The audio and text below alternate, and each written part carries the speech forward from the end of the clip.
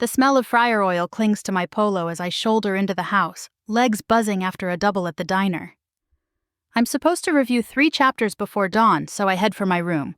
Only the doors half open, a sliver of lamplight cutting the hall. I always shut it tight. My brother's name slips out. Caleb? No answer. I nudge the door wider and stop. My color-coded flashcards, hours of work, are fanned across the carpet, edges ruffled like a flock of startled birds. A spreading blot of flat soda has bled through the pharmacology stack. Sticky constellations glitter. My annotated diagrams curl at the corners, smudged with someone's thumbprint. The clock insists I have 10 hours until the exam. 10 hours to fix the unfixable. Bass thumps through the wall from Caleb's cave of a room, a live stream chattering about drops and subscribers. I gather an armful of cards, march next door and push in. He's lit by neon, headphones clamped, eyes skating from panel to chat. I tap his shoulder. "Did you touch my notes?" He flinches, shrugs without looking. "They're just cards, Nora. Just cards." My jaw tightens. Dad appears, remote in hand. "What's this noise?" I show him the ruined stack. He frowns, not at Caleb but at me. "You're worked up, make new ones." The way the word new lands tells me everything old I've known.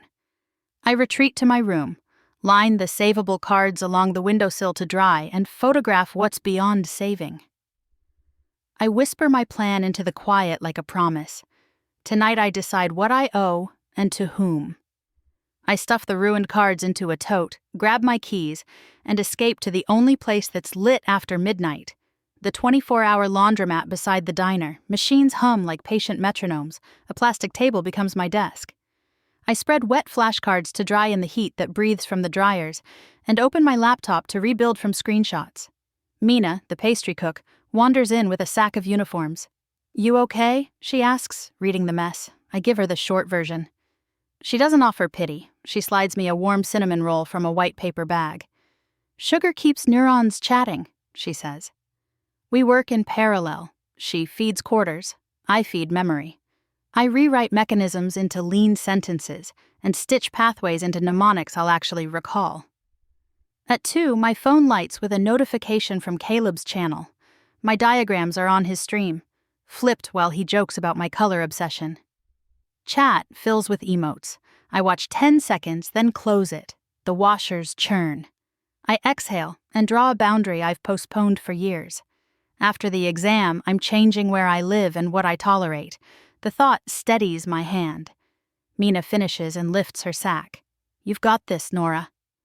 When she leaves, the glass door hushes behind her like a curtain. Dawn is a gray halo by the time I type the last label. I pack the dry cards, slip the cinnamon roll bag into my tote as a talisman, and step into morning. The air tastes like cold metal and first chances. I head for the bus stop, my notes intact. The exam room smells like dry markers and old carpet. I take a window seat. When the proctor says begin, my pulse steadies into a pace I can ride. Questions bloom. Receptor subtypes, dose-response curves, antidotes you must never confuse. I hear the hum of last night's dryers and see Mina's cinnamon roll bag in my tote like a flag. I move methodically, trusting the phrases I rewrote while the city slept. 2 hours later, I'm outside under a clean sky. My phone buzzes. Caleb. "Sorry about the cards. Stream got wild."